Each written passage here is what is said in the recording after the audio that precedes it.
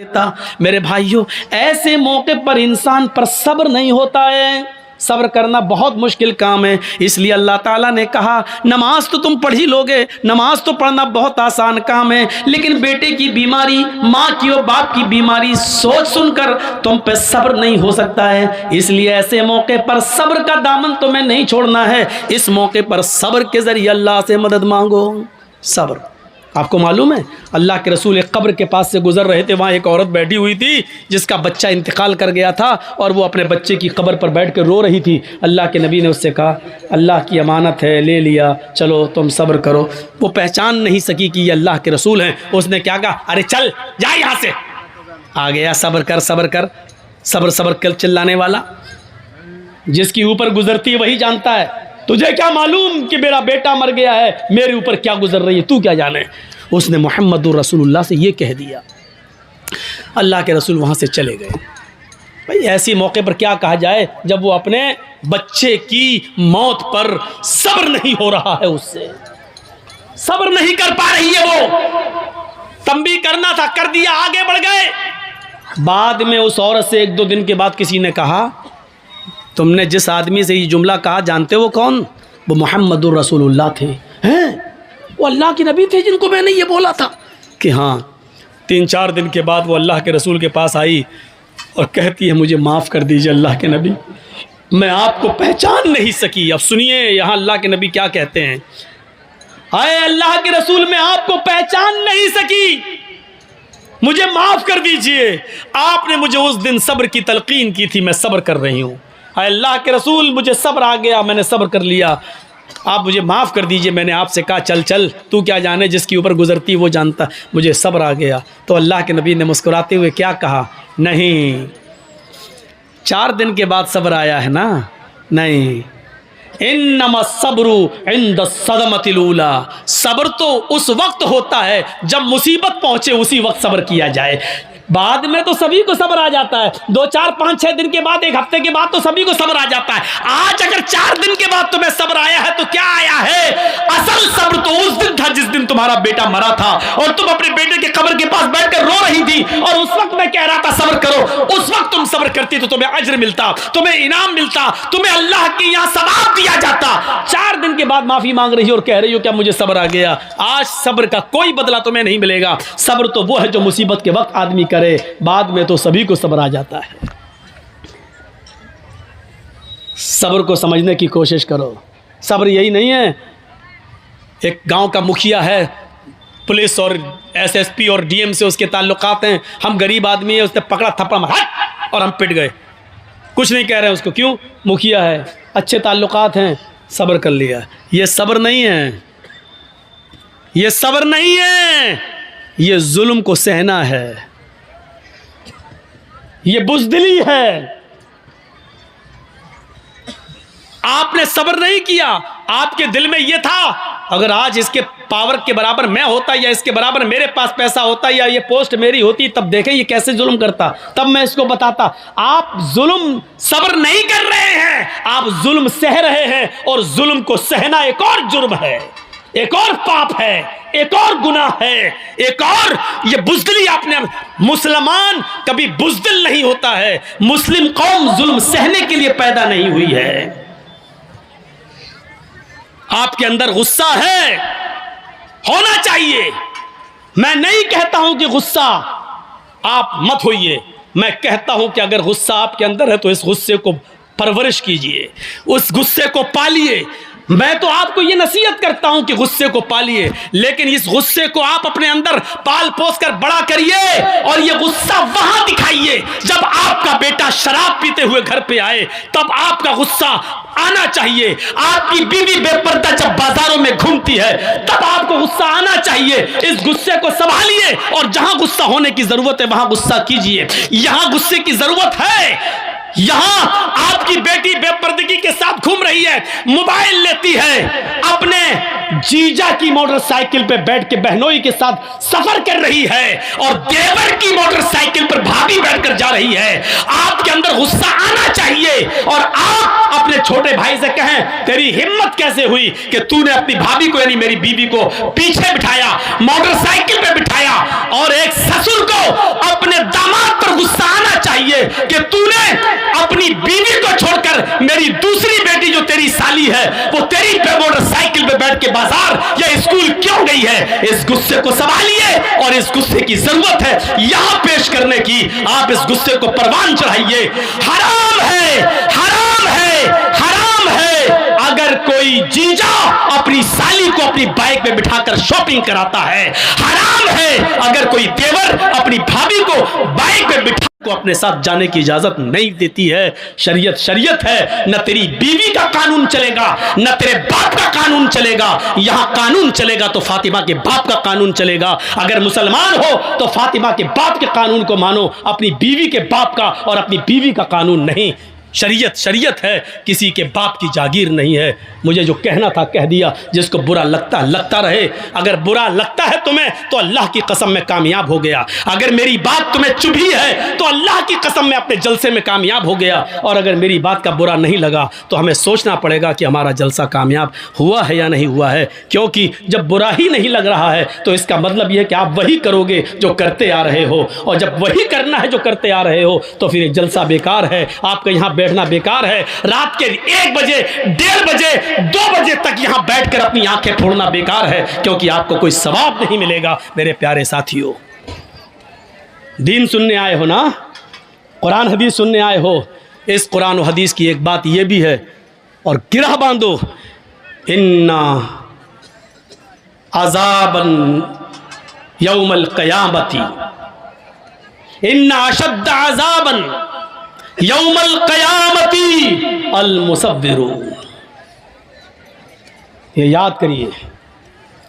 और जितने लोगों के मोबाइल मौलाना जर्जीस की तरफ लगे हुए हैं सुने, इन्ना अशद्दन्नासी अज़ाबन यौमल क़यामती अल मुसव्विरून। क़यामत के दिन सबसे सख्त अज़ाब, सबसे खतरनाक अज़ाब उस आदमी को दिया जाएगा जो दुनिया में तस्वीरें खींचता होगा, जो दुनिया में सेल्फियां लेता होगा, जो दुनिया में एक अपने मोबाइल से, अपने मोबाइल के कैमरों से किसी मौलवी की तस्वीर लेता होगा या किसी की भी फोटो खींचता होगा। इन्ना अशद्दन नास अज़ाबन, मैं हदीस पढ़ रहा हूँ, मुस्लिम शरीफ की हदीस पढ़ रहा हूँ। क़यामत के दिन सबसे ज़्यादा सख्त, मामूली अजाब नहीं, हल्का अजाब नहीं, इन्ना अशद्दन नासी अज़ाबन, अजाब के एतबार से सबसे ज्यादा सख्त अजाब उसको दिया जाएगा। अल मुसव्विरून, जो दुनिया में तस्वीरें खींचता होगा, तस्वीरें बनाता होगा।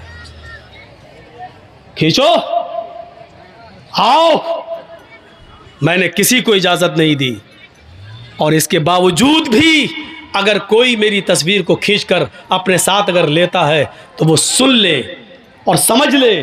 और इस जलसे की इस हदीस को सुनाने के बाद भी अगर कोई लेगा तो वो याद रखे कि उसने न कुरान को अहमियत दी है, न मुहम्मदुर रसूलुल्लाह को अहमियत दी है। उसमें और वसीम रिजवी में कोई फ़र्क नहीं है। वो भी नबी को नहीं मानता, तुम भी नबी की हदीस को नहीं मान रहे हो, कोई फ़र्क नहीं है। अब लीजिए जलसा ख़त्म करने के बाद मेरी सेल्फी देखें कितने लोग लेते हैं। मैंने कह दिया कि उसमें और वसीम रिजवी में कोई फ़र्क नहीं। अब जो मोहम्मद का शेदाई होगा वो मेरा फ़ोटो नहीं लेगा, जो वसीम रिजवी का भाई होगा वो फिर भी खींचेगा। अब देखता हूँ कि कौन मोहम्मद का शेदाई है और कौन वसीम रिजवी का भाई है। अब देखना है मुझे। खींचो फ़ोटो। नहीं मिसाल देना चाहता था लेकिन आज दी हमने। आए हो जलसा सुनने, मजाक बना के रख दिया है दीन के जलसों को, मजाक बना के रख दिया है। परचूनी की दुकान, किराना मर्चेंट की दुकान समझ लिया। जो समझ में आया वो अमल करेंगे, जो नहीं समझ में आया छोड़ देंगे। ये तुम्हारे बाप की जागीर चल रही है। इस्लाम के जो हमें पसंद है वो अमल करेंगे, जो पसंद नहीं आया वो छोड़ देंगे। नहीं चलेगा। शरीयत तो मुहम्मदुर रसूलुल्लाह की नापसंद को भी नापसंद नहीं मान रही है। याद है अल्लाह के रसूल का मामूल था, असर की नमाज पढ़ के आप अपनी सारी बीवियों के घर जाते थे थोड़ी थोड़ी देर के लिए। आपकी जितनी बीवियां मौजूद थीं उनके घर जाते थे और हज़रत ज़ैनब के घर थोड़ा ज़्यादा बैठ जाते थे। क्यों? कि किसी जगह कुछ मिलता नहीं था। और ज़ैनब क्या करती थी, जो आपकी बीवी थी ज़ैनब बिन्त जहश, वो क्या करती थी, उनके पास शहद था तो शहद का शरबत बनाकर अल्लाह के नबी को पिलाती थी। तो भूखे रहते थे, नहीं मिलता था।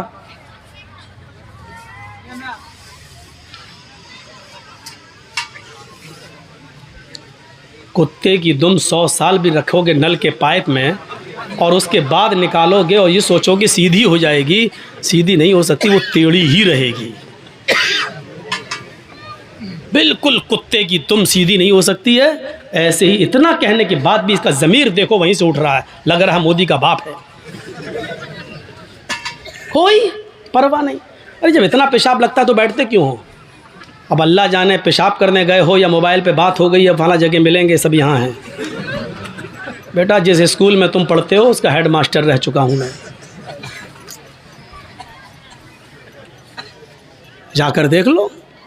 यहाँ जर्जी साहब सुन रहे, वहाँ मेला लगा है, आई हैं लिपस्टिक लगा लगा के, ऐसा लग रहा है जैसे अपने आदमी का खून पी के आई हैं, ऐसी गहरी लिपस्टिक। और जलसों में भी क्रीम और पाउडर ऐसा चुपड़ा हुआ है जैसे लगता है कि भैंस या गाय का गोबर लीप लिया मुंह पे, जाके देखो। और अभी मेरे आने से पहले जब हम आ रहे थे तब देखिएगा क्या हाल था, जहाँ लड़की वही लड़के, कसम खुदा की कई जगह मिसाल दे चुका हूँ, ऐसा लग रहा था जैसे एक कुतिया के पीछे 10-10 कुत्ते लगे। सुनना पड़ेगा तुम्हें नहीं, तुम्हारे बाप को भी सुनना पड़ेगा। ऐसा लग रहा है जैसे एक कुतिया के पीछे 10-10 कुत्ते, मोबाइल लेके वो इधर बोला, वो उधर जा रहा है। हकीकत में लग रहा है जैसे एक कुतिया के पीछे 10-10 कुत्ते। तू अपनी वाली हमें दिखा दे, मैं अपनी वाली तुझे दिखाऊं, ये मेरी वाली हो तेरी वाली है, ऐसा लग रहा है। ये हालत बना रखा, जलसों में भी हो रहा है, जलसों में भी। क्या बोल रहा था मैं, बताइए तो, कहाँ था? हज़रत ज़ैनब के पास। वो कह रहा तस्वीर की बात तो निकल गई। अब हज़रत ज़ैनब बिनते जहश के यहाँ गए, भूखे रहते थे, तो वो कुछ शहद का शरबत बनाकर अल्लाह के नबी सल्लल्लाहु अलैहि वसल्लम को पिलाती थी, तो थोड़ी देर हो जाती थी। जिसकी कई बीवियाँ हों तो बीवियों में तो आपस में टसंग रहती ही है। अच्छा उनके यहाँ ज़्यादा क्यों बैठ जाते हैं, हमें इतना टाइम क्यों नहीं देते हैं?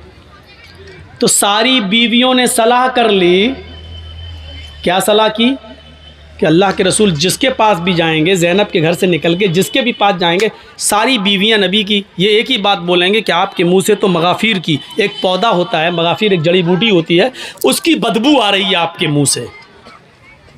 तो अब अल्लाह के नबी ज़ैनब के घर से निकले, दूसरी बीवी के यहाँ गए, उन्होंने कहा अल्लाह के नबी आपके मुँह से तो बदबू आ रही है, बदबू कहाँ से आएगी?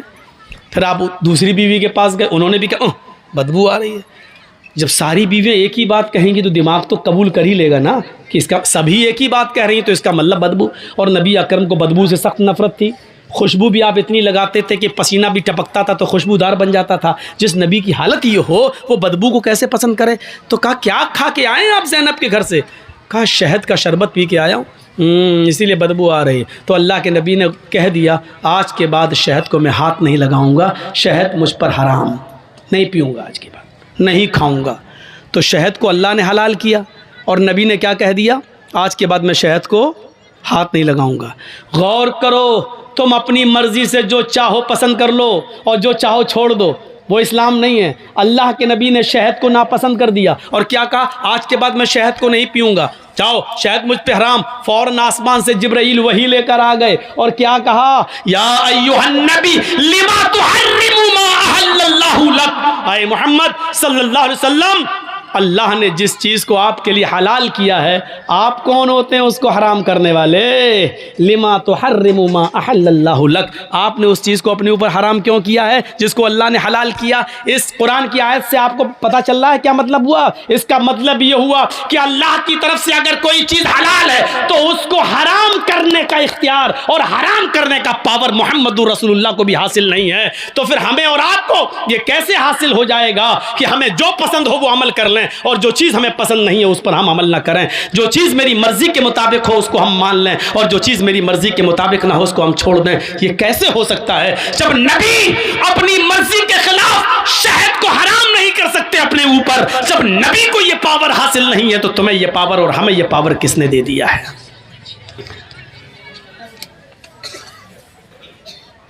अगर इन तस्वीरों की कोई हैसियत होती तो अल्लाह की कसम अल्लाह ताला अपने नबी जनाब मोहम्मद रसूलुल्लाह की तस्वीर की हिफाजत जरूर करता। लेकिन देख लो, दुनिया में ईसाई भी मौजूद हैं, ईसाइयों के पास ईसा की तस्वीर मौजूद है, यहूदियों के पास मूसा की तस्वीर मौजूद है, दाऊदियों के पास दाऊद अलैहिस्सलाम की तस्वीर मौजूद है, इब्राहिम को मानने वालों के पास इब्राहिम की तस्वीर मौजूद है। सबने हिंदू भाइयों के पास कृष्ण जी की, रामचंद्र जी की, शंकर जी की, गणेश जी की, इनकी तस्वीरें मौजूद हैं। अगर दुनिया में किसी नबी की तस्वीर मौजूद नहीं है तो वो हस्ती है जनाब मोहम्मद रसूलुल्लाह सल्लल्लाहु अलैहि वसल्लम की। क्योंकि अगर आज नबी की तस्वीर होती तो कोई आदमी नमाज पढ़ने मस्जिद में जाता ही नहीं, कोई आदमी अल्लाह के नबी के रोज़े अक़दस पे जाता ही नहीं, वहां दरूद पढ़ता ही नहीं। वो अल्लाह के नबी की तस्वीर को अपने घर लगा लेता, वो नबी की तस्वीर पे हार या माला डाल देता, या तस्वीर को अपने घर में लगाकर 7 चक्कर उसी के लगा के कह देता कि हज हो गया। मेरे प्यारे साथियों, वो नबी अकरम की तस्वीर को छोटे छोटे टुकड़ों में लेकर उसका तावीज बनाता, उसको पहनता, और फिर नबी का फोटो अखबारों में छपता, नबी का फोटो पेपरों में आता, और कभी उसकी कटिंग होती और वो पैरों के नीचे रौंदा जाता। अल्लाह ताला को अपने नबी की ये रुसवाई और बेइज्जती गवारा न थी मेरे भाइयों, इसलिए अल्लाह ने जनाब मोहम्मद रसूलुल्लाह की कोई तस्वीर दुनिया में बाकी नहीं छोड़ी है, नबी का कोई फोटो बाकी नहीं छोड़ा, बल्कि नबी की जबान से ये कहलवा दिया, इन्ना अशद्दन्नासी अज़ाबन यौमल क़ियामा अल मुसव्विरून। दुनिया में क़यामत के दिन जहन्नम के अंदर सबसे सख्त अज़ाब उसको दिया जाएगा जिसने दुनिया में तस्वीरें बनाई होंगी, तस्वीरें खींची होंगी। उससे कहा जाएगा इन तस्वीरों में तू जान डाल, इन तस्वीरों में तू रूह डाल, और जाहिर है कि उन तस्वीरों में वो रूह डाल नहीं सकता। फिर अल्लाह की एक पैदा करदा मखलूक की तूने तस्वीर क्यों बनाई? जब उसमें जान डालने की ताकत नहीं थी तो तूने क्यों? आए शादियों में दूल्हा और दुल्हन के फोटो खींचने वालों, आए अपने बिस्तरों पर, अपने बेड पर शादी का मियां और बीवी का फोटो लगाकर बेड पर चिपकाने वालों, मियां और बीवी की तस्वीर अपने कमरे में लटकाने वालों, तैयार हो जाओ। इन्ना अशद्दन्नासी अज़ाबन यौमल क़ियामा, क़यामत के दिन सबसे ज्यादा सख्त अज़ाब इन्हीं को होगा जो दुनिया में तस्वीरें खींचते हैं, दुनिया में तस्वीरें बनाते हैं। और सबसे ज्यादा सख्त अज़ाब जहन्नम क़यामत के दिन जहन्नम खींच कर लाई जाएगी। जहन्नम के अंदर 70,000 लगामें पड़ी होंगी और जहन्नम को खींच कर लाया जाएगा। जब जहन्नम को खींच कर लाया जाएगा, जहन्नम चीख रही होगी। और सुनो, हाँ सुनो, कुरान सुनने के लिए बुलाया, हदीस सुनने के लिए जर्जीस को दावत दी, तो सुनो, हाँ सुनो, जहन्नम जब खींच कर लाई जाएगी, अल्लाह कहेगा ऐ जहन्नम क्या चाहती है? जहन्नम चीखेगी और कहेगी उकिल्तु बिसलास, आय अल्लाह मेरे अंदर 3 किस्म के लोगों को पहले डाल, 3 गुनाहगारों को मेरे अंदर पहले डाल। अल्लाह कहेगा ऐ जहन्नम बता तेरे अंदर 3 कौन से गुनाहगारों को डालो? सबसे पहले वो नाम लेगी, आय अल्लाह उकूकुल वालिदैन, माँ बाप के सताने वालों को, माँ बाप को रुलाने वालों को जहन्नम में मेरे अंदर सबसे पहले फेंक। दुनिया में जो अपने माँ बाप को सताया करते थे, माँ बाप के साथ जुल्म करते थे, माँ बाप को नजरअंदाज करते थे, माँ बाप को खून के आंसू रुलाते थे, पाल पोस कर माँ बाप ने बड़ा किया, उनको अजियत और तकलीफ देते थे, उनको तू जहन्नम के अंदर मेरे पेट में पहले डाल। अल्लाह जहन्नम की ख्वाहिश पूरी करेगा और माँ बाप के नाफरमानों को जहन्नम के अंदर डाल दिया जाएगा। फिर जहन्नम कहेगी शैखुन जानिन, हाय अल्लाह मेरे अंदर बूढ़ा आदमी जो दुनिया में जिना करता था, बूढ़े लोग जो दुनिया में जिना करते थे, बुढ़ापे के बावजूद वो लड़कियों की जिस्मों से खेला करते थे, उनकी इज्जतों को तार तार करते थे, उनको बहला फुसाकर और उनको गलत काम के लिए आमादा करते थे। आय अल्लाह उन बूढ़े, उन बुजुर्ग जिनाकार लोगों को तू मेरे अंदर डाल। नौजवान से तो एक बार गलती होती है, वो जवानी का नशा है, हालांकि वो भी जहन्नम में सजा भुगतेंगे, वो अपने हिसाब किताब के बाद जहन्नम में जाएंगे। लेकिन जहन्नम जिनको मांग रही है वो कह रही है कि मेरे अंदर बूढ़े जिनाकारों को, बूढ़े जानियों को तू मेरे अंदर डाल, जिन्होंने बुढ़ापे के बाद भी, जबकि उस उम्र में शहावत कम हो जाती है, इस उम्र में शहावत की कमी हो जाती है, इसके बावजूद उन्होंने लड़कियों की इज्जत से खिलवाड़ किया। आए अल्लाह इस बूढ़े जानी को तू जहन्नम के अंदर डाल। अल्लाह बूढ़ा जना करने वाले बूढ़ों को भी जहन्नम के अंदर डाल देगा। कहे अल्लाह एक मखलूक और रह गई है, तो उसको भी मेरे अंदर डाल। अल्लाह कहेगा बता कौन सी मखलूक है? अल मुसव्विरून। जहन्नम चीख कर कहेगी तस्वीर बनाने वालों को, तस्वीर खींचने वालों को, फोटो बनाने वालों, फोटो खींचने वालों को अल्लाह जहन्नम मुतालबा करेगी, जहन्नम पूछेगी, जहन्नम अल्लाह से मांगेगी और अल्लाह जहन्नम की फरियाद पूरी करेगा और जहन्नम में इन तस्वीर बनाने वालों को, तस्वीर खींचने वालों को भी डाल दिया जाएगा।